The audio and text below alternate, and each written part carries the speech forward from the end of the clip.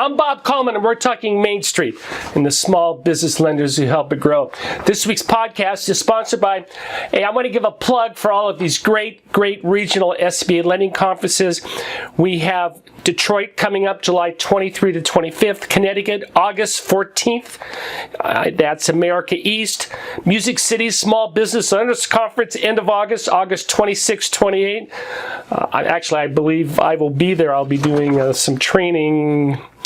And Flagel, Florida, September 18th in Orlando. These are great opportunities. They're very well priced. Great opportunities for you to go learn about what's happening with SBA and to network with your peers. The House Small Business Committee did a very fascinating hearing on the difficulties graduates of medical school have in establishing their own small business. Why student debt? Listen to the opening statement of Nydia Velasquez, the chair of the House Small Business Committee. Since the late 1980s, medical school tuition has increased 650%.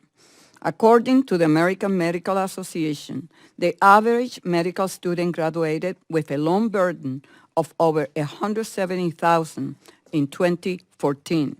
Starting a private medical practice already comes with its own challenges, like making payroll, finding affordable access to capital, securing a physical location, just to name a few. Combine this with massive student loans bills, and it's not wonder many doctors are deterred from pursuing the great American dream to own and operate their own business. At large healthcare providers, doctors can afford to worry less about administrative costs, making payroll, advertising, or human resources issues. And a stable paycheck is often there to help them pay down their loans. For many medical professionals leaving school with heavy debt, these circumstances may encourage them to choose a large health network over opening their own practice. And the evidence for this isn't just anecdotal. Annual reports by industry have highlighted the slow decline in the number of private practices among medical professionals and an increase in the numbers employed by large providers. But this trend also leaves many communities at a disadvantage without the healthcare providers they need. In underserved and rural communities, medical professionals are needed more than ever to care for an aging population. Yet fewer and fewer students are choosing to serve these areas. We've pulled 3 additional clips on this issue.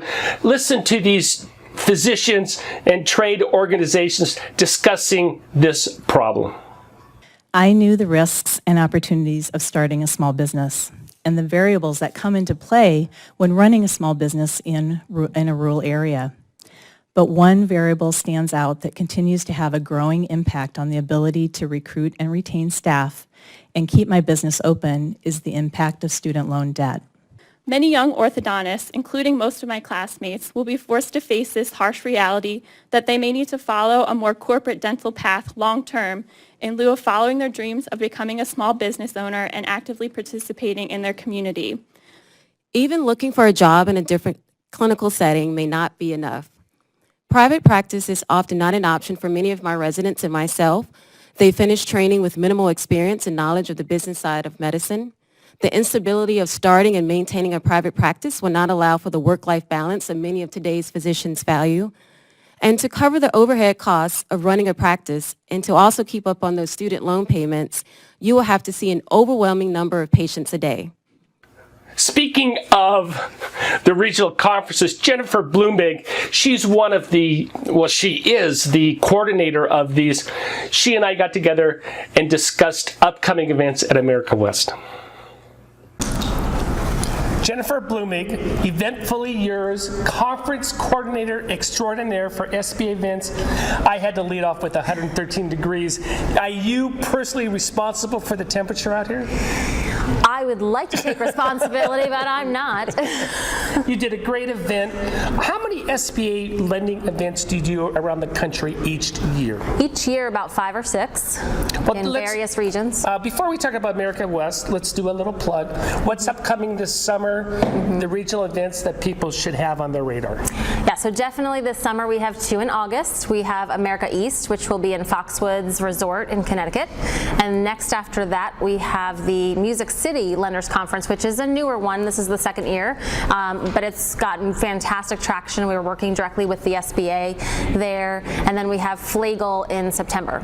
Well, you do a wonderful event coordinating between the lenders and SBA. How do you get the buy-in from the local district offices as well as national offices? Last year you got Administrator McMahon. This year you have Bill Manger. I mean, you get these high-profile people supporting the lenders. Well, really, it's to their credit. I mean, they are so personable, so easy to work with, and I've been working with Bill Manger for many years now, and Diana Seaborn, Vanessa Piccioni, I mean, Bob Carpenter. They're all great. So it's awesome. Well, you do a wonderful service for the industry. Let's recap America West. Yes, so America West, we are in our 2nd day now, and we just finished up the traditional lunch carnival. Right. It was fun, lots of prizes. The exhibitors were pleased, and we have a round of workshops going on right now. Tonight we're doing a dueling piano night. So awesome. Well, look forward to that. Jennifer, thanks for stopping by. Thanks, Bob. Joey Bonet, partner engineering, vendor extraordinaire on dispersing construction loans. Listen to our conversation at America West. Partner Engineering and Science National Client Manager, Joey Bonet. Welcome to Rancho Mirage. Thank you. What do you do? I am a construction risk management consultant for Partner Engineering and Science. We're a full-service commercial real estate due diligence company, and my specialty, experience, and expertise is construction risk management for lenders. What percentage of your transactions are SBA related?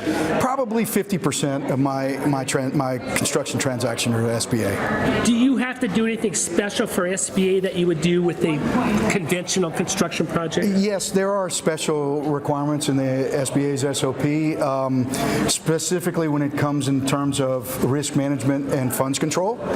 The SOP for the SBA requires a third-party risk management firm to do what we call funds control and disbursement, which is actually dispersing the funds directly to the subcontractor, suppliers, and GC for the construction project as it progresses monthly. What is your geographic footprint in the United States?